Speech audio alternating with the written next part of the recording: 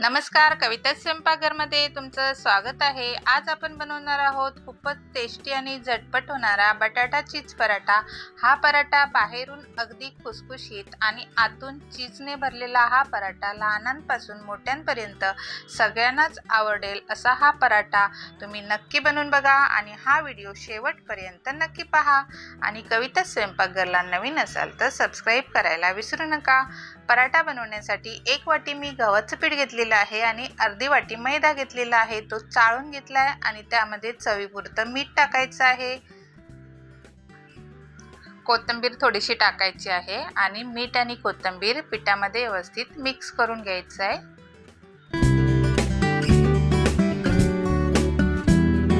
यामध्ये थोडं थोडं पाणी टाकून पीठ मळून घ्यायचं आहे पराठ्याचं।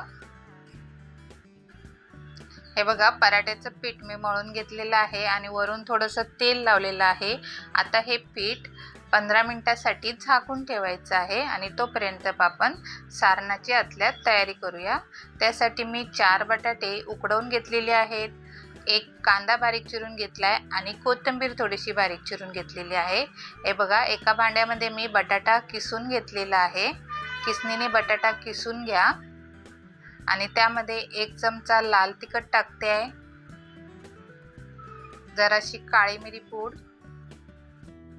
आणि जरासंच मीठ टाकायचं आहे। मीठ जास्त टाकायचं नाही, आपण चीजचा वापर करणार आहोत त्यामध्ये, त्यामुळे मिठाचं प्रमाण कमीच वापरायचं आहे।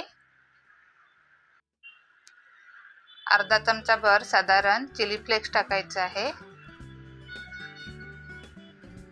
चिली फ्लेक्सच्या जागेवर तुम्ही हिरवी मिरचीचा पण वापर करू शकता, त्यामध्ये एकदम बारीक चिरून।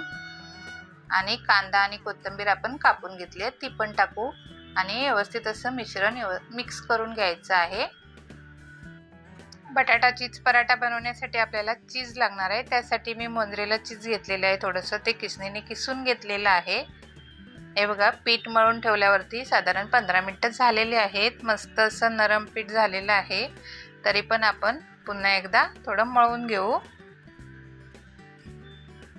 हे बघा, पीठ मळून घेतलेलं आहे आणि आता आपण पराठे बनवायला घ्यायचं आहे। त्यासाठी थोडंसं आपल्याला पीठ लागणार आहे सुकं, ते घेतलेलं आहे साईडला। तुम्ही मैदा किंवा गव्हाचं पीठ पण घेऊ शकता। हे बघा, छोटासा ज्या साईडचे तुम्हाला पराठे बनवायचे आहेत त्या साईडचा असा गोळा घ्यायचा आहे आणि खोलगट अशी अंगठ्याच्या आणि मधल्या बोटाच्या साहाय्याने अशी खोलगट वाटी करून घ्यायची आहे। हे बघा, हे वाटी करून झालं की आतमध्ये बटाट्याचं आपण जे सारण घेऊन बनवून घेतलेलं आहे ते भरायचं आहे थोडं। हे बघा, एवढ्या साईजचा मी गोळा करून घेतला आहे सारणाचा। तो आतमध्ये असा अंगठ्याच्या साहाय्याने गोल गोल भरून घ्यायचा आहे फिरवून आणि मध्ये असं चीज ठेवायचं आहे थोडंसं। जेवढं तुम्हाला चीज भरायचं आहे तेवढं आतमध्ये असं भरून घ्यायचं आहे आणि व्यवस्थित असा पराठा गोल गोल फिरवून बंद करून घ्यायचा आहे।